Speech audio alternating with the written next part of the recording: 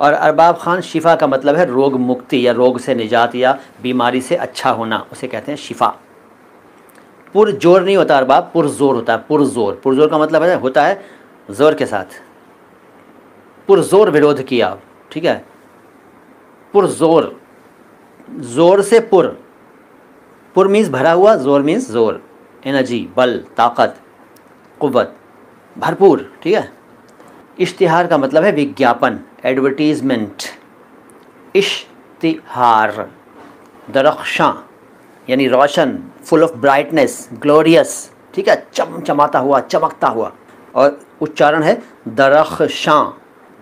Interest का मतलब सूद भी होता है और यही स्पेलिंग है, बिल्कुल सही है, यही स्पेलिंग है। लेकिन इंटरेस्ट का मतलब रुचि भी होता है, रुचि। मुझ में इसमें कोई रुचि नहीं है, मुझे इसमें रुचि है। रुचि हिंदी में, इंटरेस्ट अंग्रेज़ी में, ठीक है। और दिलचस्पी इसका उर्दू पर्यायवाची है, दिलचस्पी। लेकिन हाँ, ब्याज भी है इसका हिंदी शब्द, और सूद उर्दू शब्द है, वो भी है, ठीक है। अब एक अजीब सा सेंटेंस हो सकता है, मुझे इंटरेस्ट में इंटरेस्ट नहीं है। मुझे इंटरेस्ट में इंटरेस्ट नहीं है मतलब मुझे ब्याज में रुचि नहीं है।